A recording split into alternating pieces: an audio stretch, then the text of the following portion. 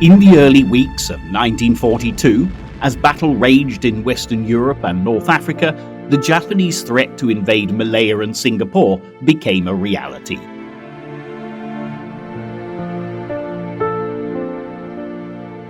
It was unthinkable to the British that the island they'd nicknamed the Gibraltar of the East could fall, and yet fall it did with dire and terrible consequences.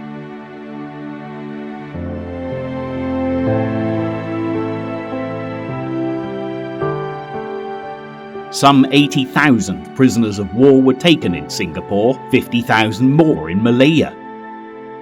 No wonder British Prime Minister Churchill described it as the worst disaster and largest capitulation in British history.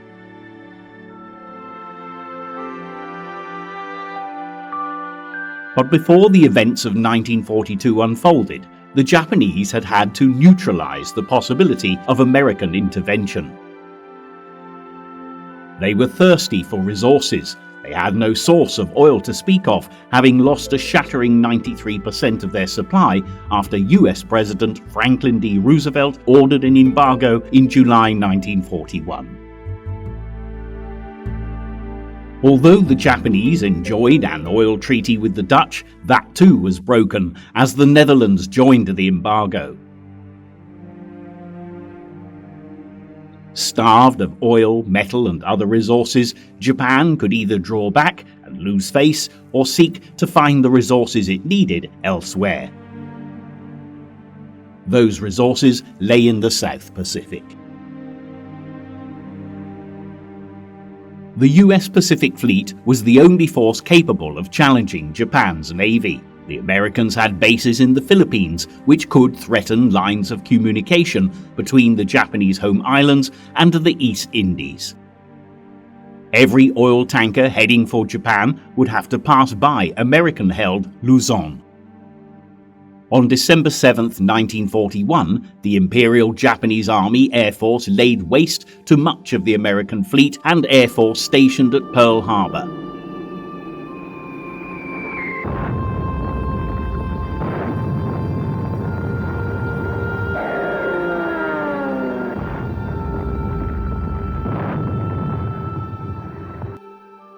It was a strike of such audacity it almost defied belief.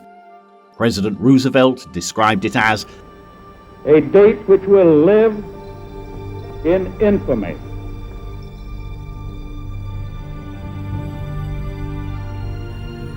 No longer could America take an isolationist view. The war could no longer be seen as a purely European conflict. On December 8th, the US Congress had voted that a state of war existed between the United States and Japan. On December 11th, the Axis countries of Germany and Italy declared war on the United States. Congress immediately recognized the existence of a state of war with Germany and Italy. The US was now at war on all fronts. The conflict in the Pacific and the war in Europe had different causes. Part of the reason they became entangled was Adolf Hitler's decision to declare war on America in the hours after the Japanese attack on Pearl Harbor. And yet, the Japanese had requested no help from him, and even if they had, he had none to offer. There were those in America who did not relish the prospect of fighting in the Pacific and in Europe. And yet Hitler's decision to declare war meant that the world's two greatest military and industrial powers, America and Russia, were now aligned against him.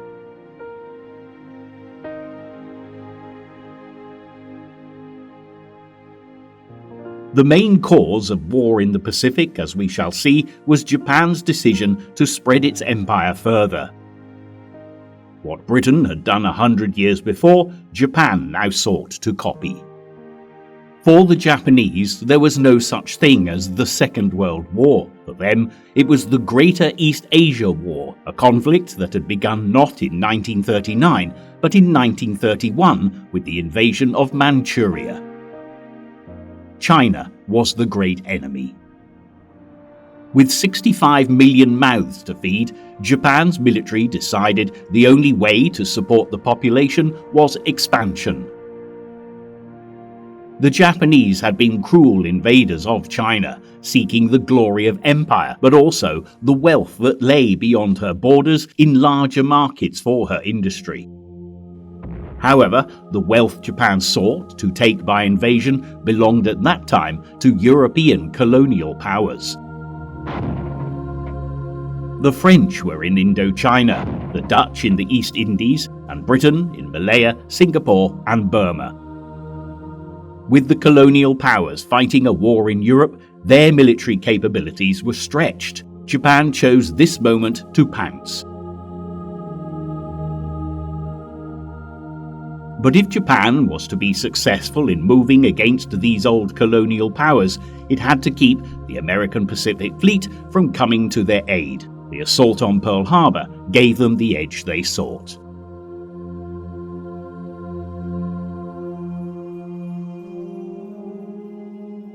Japan struck hard and fast, attacking American possessions in the Pacific, the Philippines, Wake Island, and Guam. Midway Island was shelled by Japanese warships. It was a pattern to be repeated over and over again. They then moved on mainland Asia. Hong Kong, what the Japanese called the citadel of British imperialism in China, was hit by air and sea. Airfields in Malaysia felt the full force of the Imperial Japanese Army Air Force. Singapore was bombed.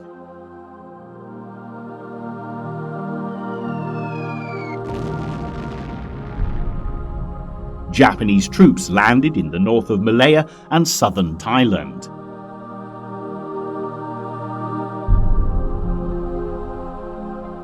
America's main airbase in the Philippines, Clark Field, came under attack.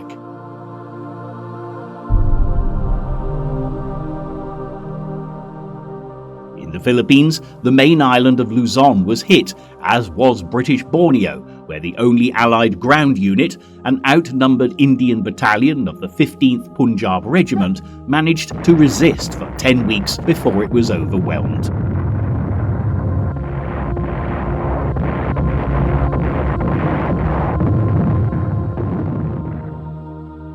After a week of fighting, on Christmas Day 1941, the British garrison at Hong Kong fell.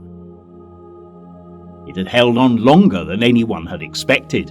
Isolated at the southeastern tip of China, Hong Kong had been considered expendable. Yet 6,000 defenders had held off 40,000 Japanese.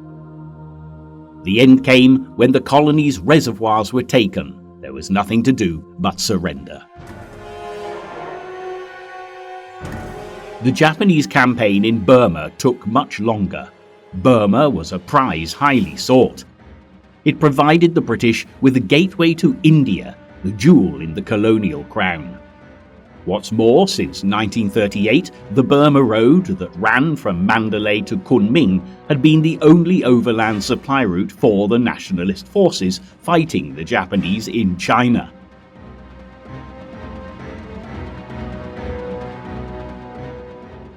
With the Americans wrongly believing that China would contribute a mighty force to help the defeat of Japan, it was essential that the road remain open and China was kept supplied.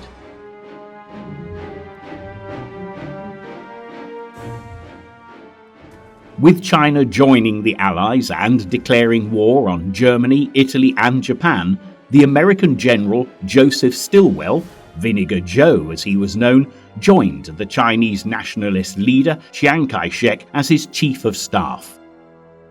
Though they were successful in repulsing a Japanese attack in China on January 15th, their success was short-lived.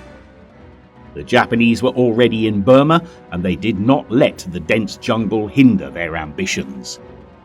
Where roads were blocked, they simply took to the undergrowth. British-trained Burmese forces were unable to halt their advance. Japan's first objective was Rangoon, Burma's only port. They reached it and took it in early March. When Japanese forces gained control of the Burmese end of the road, they had succeeded not only in gaining the rich resources of oil and rubber Burma had to offer, but also in closing China's land links to the Allies. Burma would remain in Japanese hands until May 1945. In the Commonwealth of the Philippines, the Allied forces were commanded by General Douglas MacArthur. The Philippines had been officially made a territory of the United States as far back as 1902. In the months leading up to the war, days were languid, given over to ceremonies, inspections, and training. Officers and their wives occupied their evenings and weekends with social events and rounds of golf, while the soldiers enjoyed the delights on offer in the bars of Manila.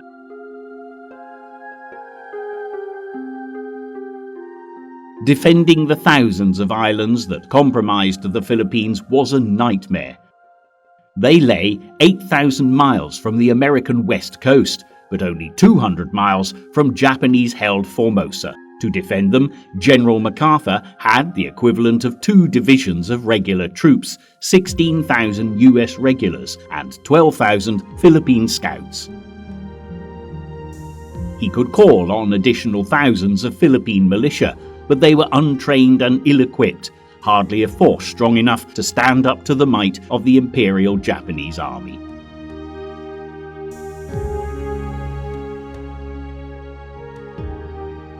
American strategists had developed 2 plans to counter possible Japanese aggression, one for the Navy, another for the Army. The Navy planned to fight across the Central Pacific for a climactic and decisive battle with the Japanese fleet.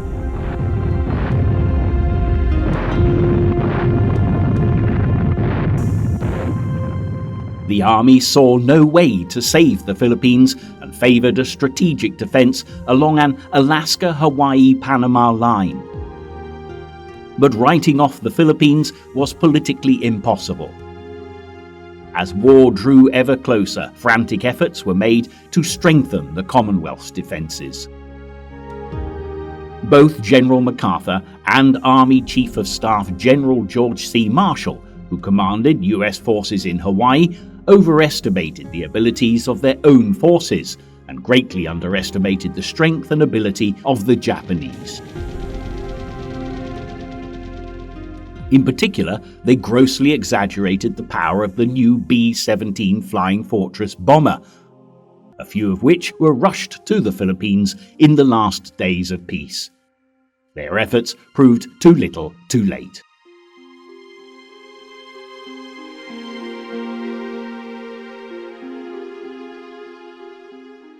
With the US Pacific Fleet paralyzed at Pearl Harbor, the Japanese Imperial Army Air Force now turned their attention to the Philippines and caught the US Air Force on the ground.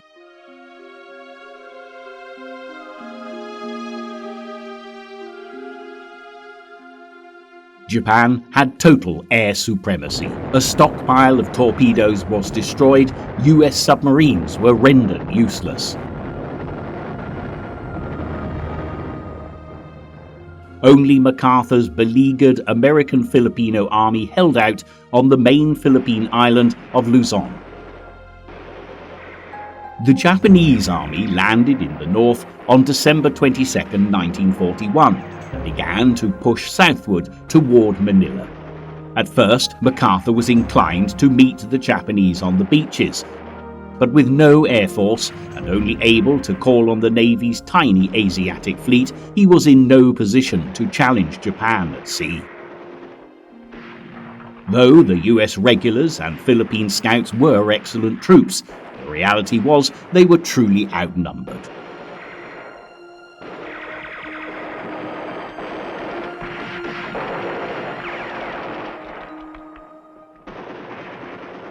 After 2 weeks' hard fighting, the American and Filipino troops withdrew to the Bataan Peninsula on the west side of Manila Bay. There, MacArthur could pursue a strategy of defense and delay, shortening his lines and using the mountainous jungle-covered terrain to his advantage.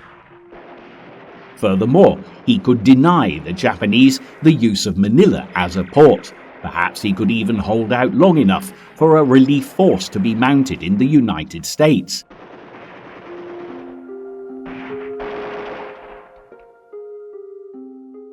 But it wasn't just bullets and shells the Allies were faced with. The Japanese launched a propaganda war in the skies over the Philippines, dropping thousands of leaflets on Allied troops, insisting they had no hope pressing for their surrender. But there was no capitulation.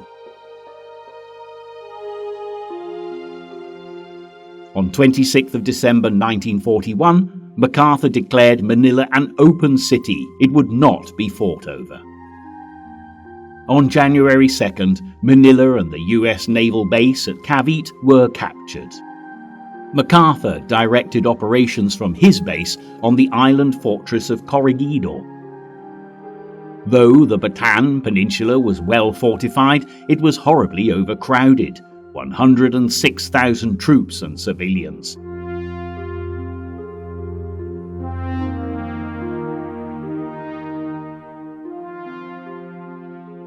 There was too little food and too little ammunition.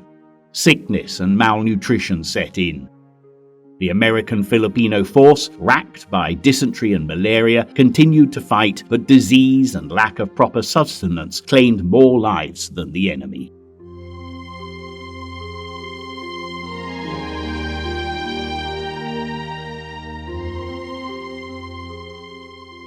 By March, it was clear that help from the United States was not coming.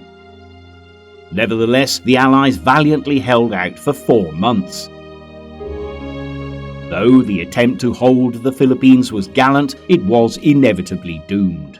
In February, General MacArthur received the order from President Roosevelt to leave. On the 12th, he boarded a motor torpedo boat under new orders to take command of the communications lines between Australia and America that were now coming under threat. As he left the Philippines, he famously declared, "I shall return." The phrase became a rallying cry for the Allies. From his boat, MacArthur boarded a plane for Darwin. His B-17 Flying Fortress staggered into the air from Del Monte Airfield, Mindanao, with one engine spluttering. The 5-hour flight took him and his staff over the captured enemy islands of the Celebes, Timor, and the northern part of New Guinea. Somehow they managed to avoid enemy Zero fighters.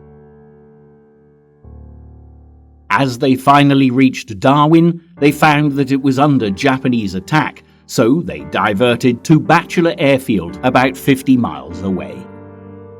When they eventually disembarked from the aircraft, a weary MacArthur remarked, "It was close, but that's the way it is in war. You win or lose, live or die, and the difference is just an eyelash." Some US Navy officers had given MacArthur only a 1 in 5 chance of escaping the Philippines. Via the radio airwaves, Tokyo Rose had boasted that the Japanese would capture him. But MacArthur and his family made it out. It was from this new Australian base that he would conduct the next phase of operations.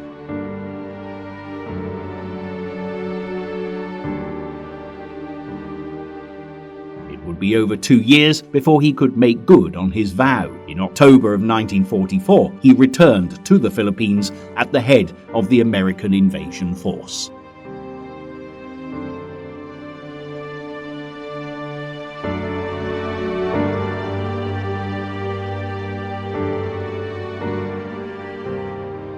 As we've already discovered, one of the main driving forces behind the Japanese policy of expansion was its need to replace the oil lost when America enforced its embargo. And so, with barely 18 months' supply of oil in reserve, the Imperial Japanese war machine invaded the oil-rich Dutch East Indies on January 11th. A joint American, British, Dutch, Australian force under General Wavell had been formed to protect the curving chain of islands that begins in the northwest with Sumatra and continues south and east through Java, Bali, Flores and Timor. The latter just 400 miles off the coast of Darwin, Australia. When General Wavell took command, the outlook was not good. Dutch forces were scattered across the islands in small garrisons. The air support was meagre. There was no aircraft carrier to provide naval weight. The Japanese attacked southern Sumatra with 700 parachute troops on February 13th. The threat to Java was imminent. On orders from Churchill, General Wavell left for India.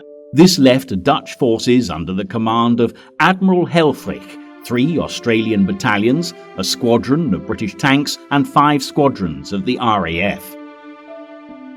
Together, they engaged the Japanese in what became known as the Battle of the Java Sea.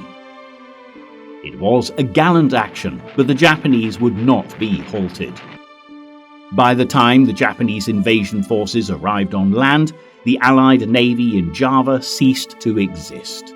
With no air cover or naval support, resistance on land was short. Admiral Helfrich surrendered on March the 8th. Meanwhile, the Imperial Japanese forces were moving down through the jungles of Malaya towards the prize that was Singapore. The British had been in residence since 1819, when Sir Thomas Stamford Bingley Raffles founded a trading post there. It soon became an important British outpost, and Singapore's rapid growth and importance to the British East India Company ensured that the British were there to stay. In 1824, the status of Singapore as a British possession was cemented in an Anglo-Dutch treaty that divided the Malay archipelago between the two colonial powers, the British controlling the area north of the Straits of Malacca, including Penang, Malacca and Singapore, whilst the area south of the Straits was assigned to the Dutch. Britain also had interests in Malaya to the north of Singapore Island. It had become an important source of rubber and tin. By 1910, the pattern of British rule in the Malaya lands was established. The Straits settlements were a Crown colony, ruled by a governor under the supervision of the Colonial Office in London. Their population may have been 50% Chinese, but all residents, regardless of race or creed, were British subjects. Subjects that now faced a Japanese invasion force. In 1940, as First Lord of the Admiralty, Winston Churchill had been responsible for Singapore's defences. He was convinced that should the island be attacked, it would be by sea. He informed his cabinet colleagues that Singapore is a fortress armed with 5 15-inch guns and garrisoned by 20,000 men. It could only be taken after a siege by an army of at least 50,000. Furthermore, he noted that Singapore was as far from Japan as New York was from Southampton. He thought it impossible to maintain men and munitions over such a distance.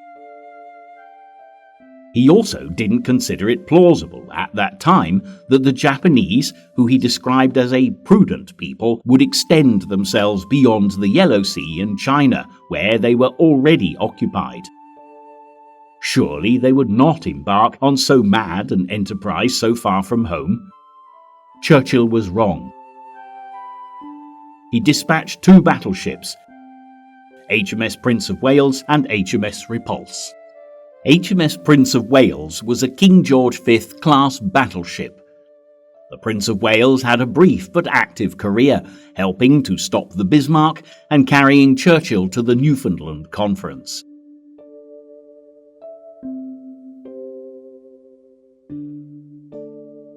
HMS Repulse was a renowned class battle cruiser, the second to last one built.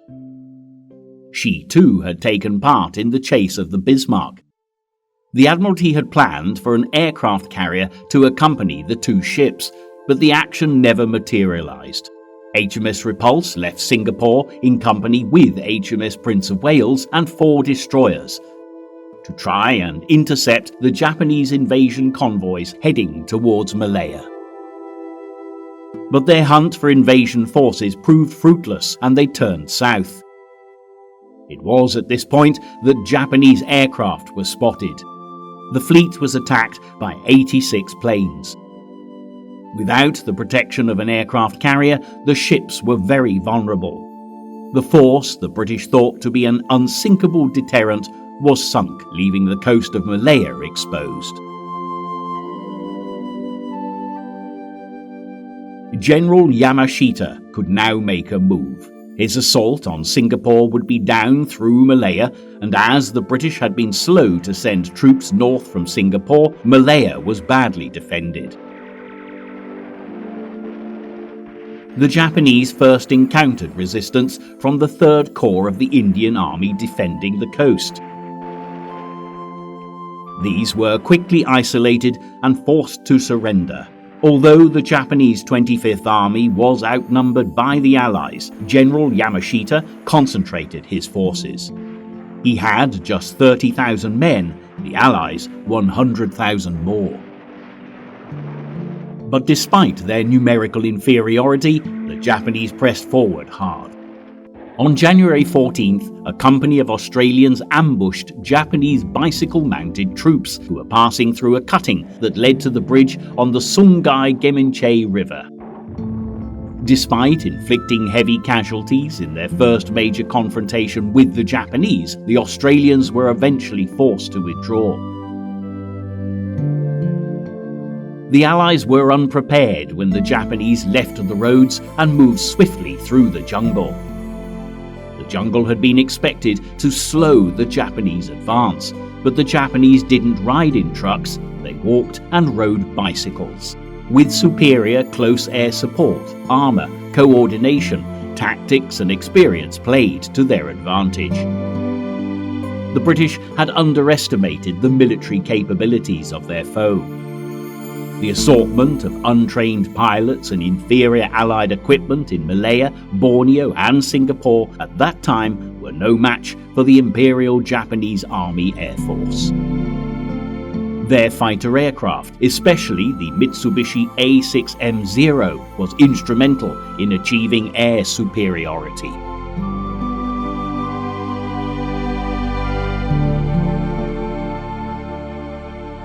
Whilst fighting continued in Malaya, the Japanese continued the strategic bombing of Singapore. The British did their best to keep the bombers at bay with anti-aircraft fire for as long as ammunition was available. The governing powers began the evacuation of women and children. Some would never see their fathers and husbands again. As defeat loomed, all available ships were hastily loaded with fleeing civilians. The Empire Star, designed to carry a small number of passengers, was crammed with 2,000 refugees. But coordination broke down and the evacuation became chaotic. Enemy planes attacked the fleeing ships and thousands of civilians drowned. Others survived drowning, only to be murdered by Japanese troops as they struggled ashore on Bangkar Island. With the Japanese advancing on Singapore, let's take a moment to look at events as they were played out in Europe. From the time that Hitler rose to power in 1933, he began to pass the Nuremberg Laws, stripping Jews of rights and citizenship. He had made no secret of his antipathy towards Jews and spoke often of their removal by any means. By 1941, the first extermination camps were being built. Belzec, Sobibor, Treblinka, Chelmno, Majdanek, and finally Auschwitz-Birkenau. On January 20th, 1942, the Wannsee Conference was convened at Wannsee Villa, Berlin, a meeting to discuss the practicalities of mass murder. Though no order directly linking Adolf Hitler to the extermination of the Jews has ever been found, Rudolf Hess, commandant of the camp at Auschwitz, and Adolf Eichmann, who had been described as the architect of the Holocaust, both said such an order existed in the early summer of 1941. Writing in his diary, Joseph Goebbels, Hitler's Reich Minister of Propaganda, noted, "Regarding the Jewish question, the Führer is determined to clear the table now the World War has come. The destruction of the Jews must be its necessary consequence. We cannot be sentimental about it. It is not for us to feel sympathy with the Jews." At Wannsee, the plans for the final solution were laid. The mass extermination of Jews began soon after. But the Nazi war machine would soon have an expanded Allied force to reckon with. The Americans were already fighting the Japanese in the Pacific, and now they were about to enter the fray in Europe, with some 4,000 troops landing in Northern Ireland.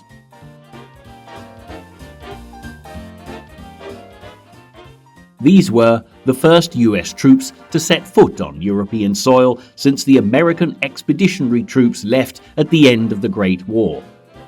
They were greeted by Sir Archibald Sinclair, Secretary of State for Air, with the words, "Your safe arrival here marks the new stage in the World War. It is a gloomy portent for Mr. Hitler, nor will its significance be lost on General Tojo." In truth, the deployment of American troops in Britain had been in the planning since April 1941, 8 months prior to the Pearl Harbor attack. US contractors had already been hard at work building bases for the 87,000 Americans the US War Department planned to send. For the GIs, life in Britain took some getting used to. For a start, they drove on the wrong side of the road, and the BBC's wireless programmes were not exactly what they'd been used to. The United States War Department distributed a handbook, instructions for American servicemen in Britain, to advise them on the peculiarities of the British, their country, and their ways. The guide was intended to alleviate the culture shock for soldiers taking their first trip to Great Britain, or for that matter abroad. One passage read, "The British don't know how to make a good cup of coffee. You don't know how to make a good cup of tea. It's an even swap." There were explanations of everything the GI might encounter, from weights and measures to money, rationing and sports. Baseball may have been the national pastime back home, but in Britain, cricket was the summer sport. For some Americans, the nuances of the game were just a little too exciting. Very well played, sir. The arrival in Britain of rich relations from across the Atlantic meant the arrival of American supplies. Suddenly, Brits, especially young women, were being offered items that had been rationed since 1940: butter and bacon, sugar, jam and eggs. Cheese and canned fruit appeared on the kitchen table, and suddenly there was a plentiful supply of nylon stockings and chewing gum.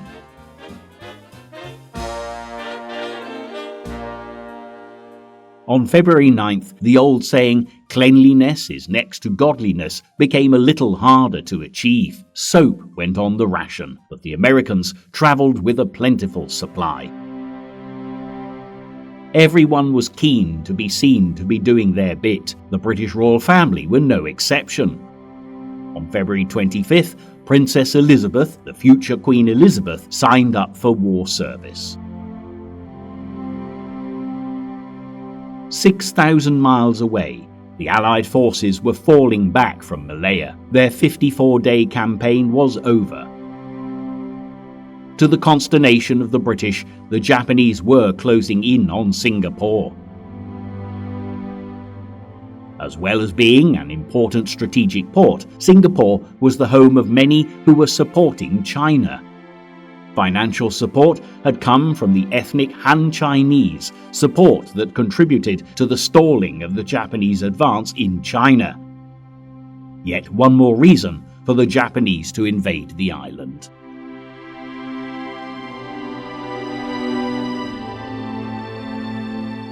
The Allies hung on, facing a determined Japanese assault. For General Yamashita, it was a nervous time, as he would later recall. My attack on Singapore was a bluff that worked. I had 30,000 men and was outnumbered more than 3 to 1. I knew that if I had to fight for long for Singapore, I would be beaten. That is why the surrender had to be at once. I was very frightened all the time that the British would discover our numerical weakness and lack of supplies and force me into disastrous street fighting. Singapore lay under the command of Lieutenant General Arthur Percival. At his disposal, he had roughly 100,000 military personnel from Australia, Great Britain and India, as well as soldiers raised in Malaya and Singapore. They prepared their defense. The Japanese strategy was a wily one. At midnight on February 7th, Japanese troops landed unopposed on Singapore's northeast coast, and they gave the impression of an impending attack from that direction. However, the next day they began a strategic air and artillery attack on the northwest coast instead. By 9:30 that night, the first Japanese amphibious assault on Singapore was launched. Undeterred by heavy casualties suffered from Australian machine gunners, wave upon wave of Japanese troops landed successfully. By midnight, the Australian defence was broken. The following day, the Tengah airfield fell to the Japanese. Singapore turned her famous large-caliber coastal guns inland, at least those that were capable of turning. But the guns were supplied with mainly armour-piercing shells, necessary to penetrate the hulls of armoured warships, the very reason the guns were there. Had the guns been well supplied with high-explosive shells, the Japanese attackers would have suffered heavy casualties. The guns would have helped repel the Japanese advance. They didn't. With his troops well established on the northern shores, Yamashita's next objective was Bukit Timah, commanding the northwestern approach to Singapore town. Yamashita called upon Percival to surrender. Percival had strict orders to fight till the end. A bitter battle was fought where the Japanese 18th Division faced the 1st and 2nd Battalions of the Malay Regiment, supported by men from the Australian forces. The Allies fought stubbornly and kept the Japanese onslaught at bay until midnight of February 12th. But as the odds grew too great, the Malay Regiment retreated. Up on Bukit Chandu, Allied soldiers ran out of ammunition, but refused to give up. They engaged the Japanese in hand-to-hand combat, but it was no use. By the afternoon of February 14th, Bukit Chandu was taken. By this time, the Japanese advance had forced British troops to fall back to a perimeter around the municipality. This was their last defence. Around this, the Japanese converged. The end was imminent.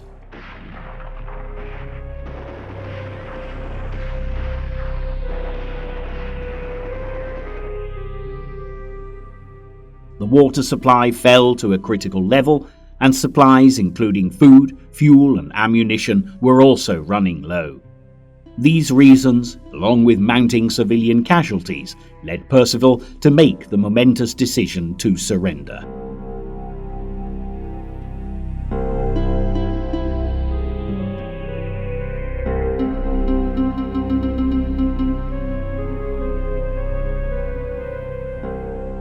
On February 15, 1942 at 6:15 p.m, In a makeshift conference room in the Ford Motor Company factory in Singapore, General Arthur Percival for the Allies surrendered the island to Lieutenant General Yamashito Tomoyuki. It was a magnificent victory for Japan, for the capture of Singapore signalled the end of British power in the Far East. On the part of the British, Percival's telegram to the Supreme Commander of the American, British, Dutch, Australian Command read, "All ranks have done their best."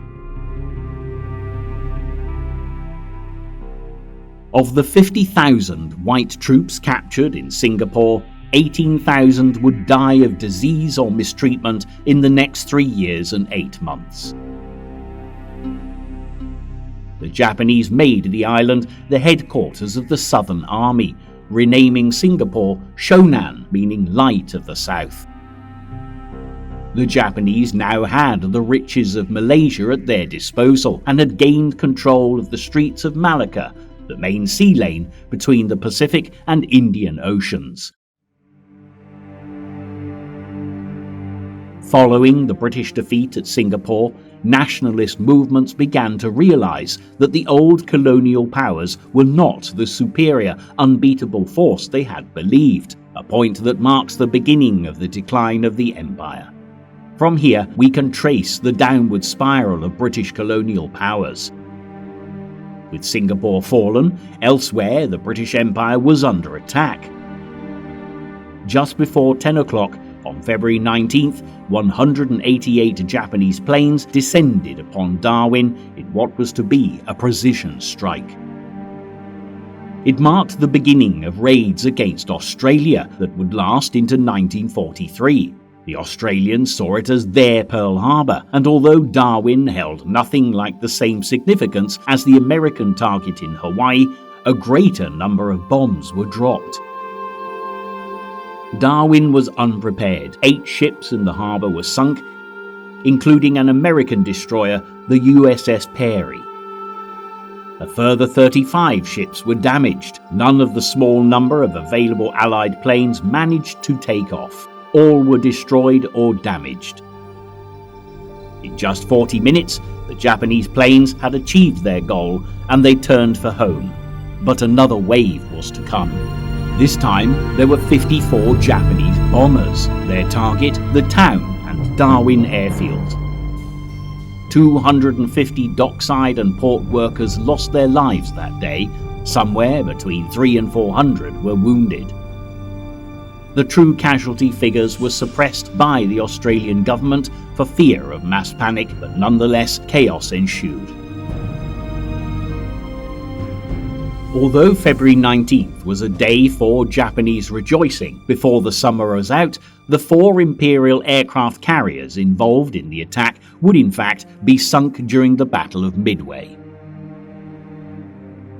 Whilst the Japanese forces were winning the day in the Pacific, their countrymen were experiencing something very different in America, where thousands of their citizens had made their home.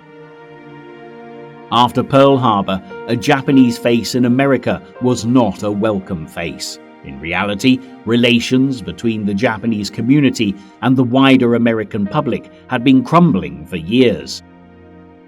Farmers who resented competing against immigrant labor could now argue loyalty to the United States as a reason to mistrust anyone with a Japanese background. Even before Pearl Harbor, President Roosevelt had ordered the names and addresses of each American-born and foreign-born Japanese to be collected. All enemy aliens in California, Oregon, Washington, Montana, Idaho, Utah, and Nevada were ordered to surrender what was described as contraband. This included shortwave radios, cameras, binoculars, and various weapons such as hunting knives and the dynamite used by farmers to clear land. Los Angeles Congressman Leyland Ford wrote, "I do not believe that we could be any too strict in our consideration of the Japanese in the face of the treacherous way in which they do things." California voted to bar all descendants of natives with whom the United States is at war from all civil service positions. Prohibited zones were established, places forbidden to all enemy aliens. The German, Italian, and Japanese were ordered to leave the San Francisco waterfront areas. Soon, anyone designated an undesirable alien was moved from coastal locations of the US. California's Attorney General Earl Warren called Japanese Californians the Achilles heel of the entire civilian defense effort and warned unless something is done, it may bring about a repetition of Pearl. Farms were transferred from the hands of Japanese Americans to Caucasian tenants and corporations. Of primary concern was the continuation of production at full capacity. Japanese American farmers were told to continue their farm activities in the time before eviction and that destruction of crops would be punished as sabotage. On February 19, 1942, President Roosevelt signed an executive order that began the roundup and evacuation of 120,000 Japanese Americans to one of 10 internment camps, officially called relocation centers. While Japanese Americans comprised the overwhelming majority of those in the camps, thousands of Americans of German, Italian, and other European descent were also forced to relocate there. Though conditions were not good, they were nothing like the concentration camps set up by the Nazis.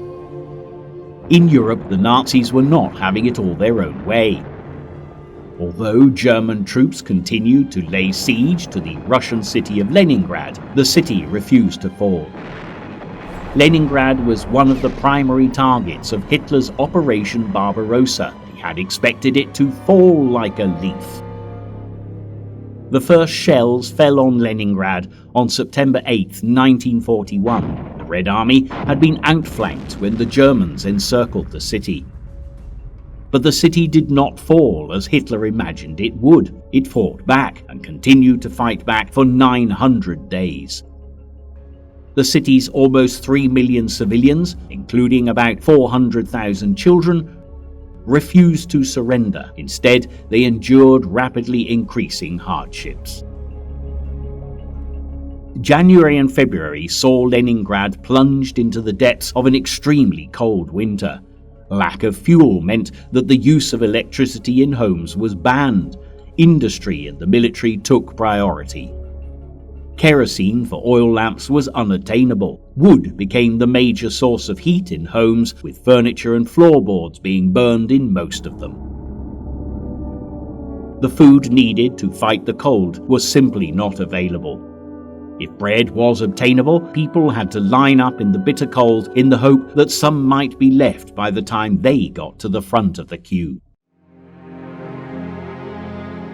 Over January and February, 200,000 people died of cold and starvation.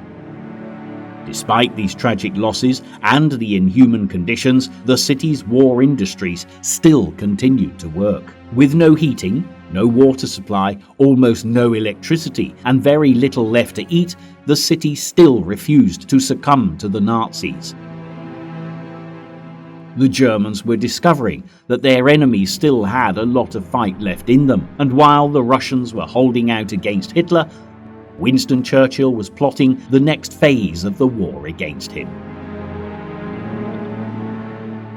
In the corridors of power, the British Prime Minister's words rang loud in the ears of his military strategists.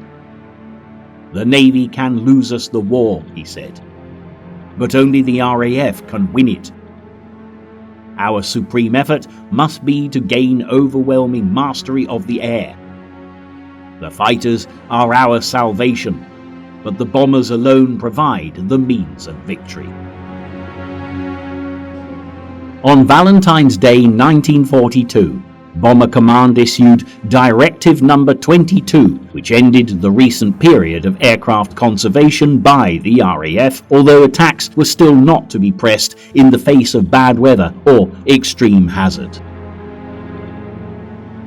With the new Lancaster bomber entering service and equipped with a new navigation device called GEE, Bomber Command hoped that locating targets would be made much easier. 9 days later, one of the most influential figures of the Second World War took up his new command. Air Marshal Arthur Bomber Harris was appointed Commander-in-Chief of Bomber Command. Harris had a reputation of being a determined and forceful character.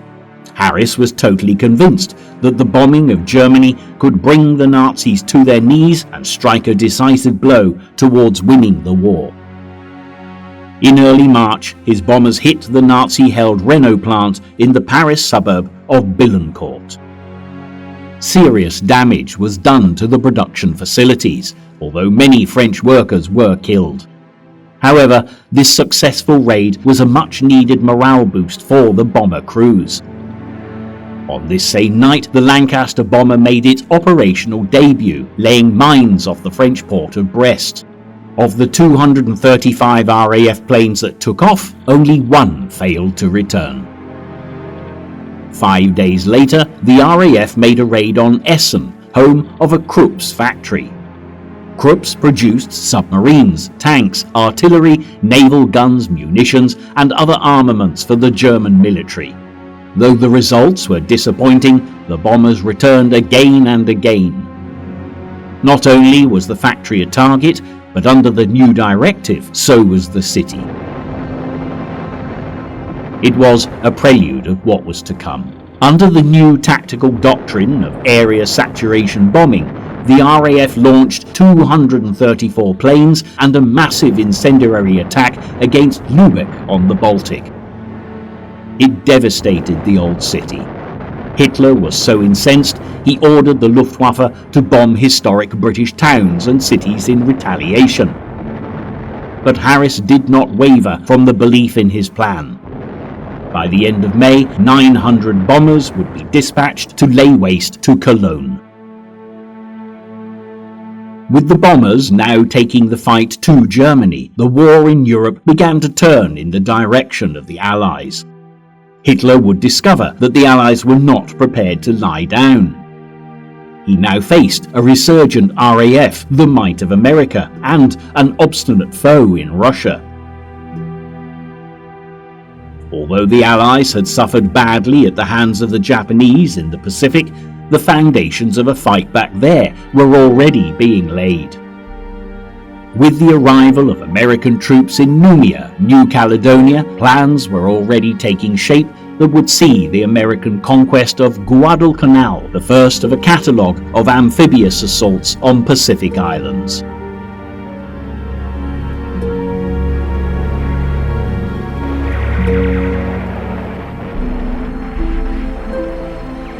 With both the Battle of the Coral Sea and the Battle of Midway on the horizon, the Japanese would soon realize that the relatively easy ride they had in taking their new possessions would come to an end. The Allies were fighting back.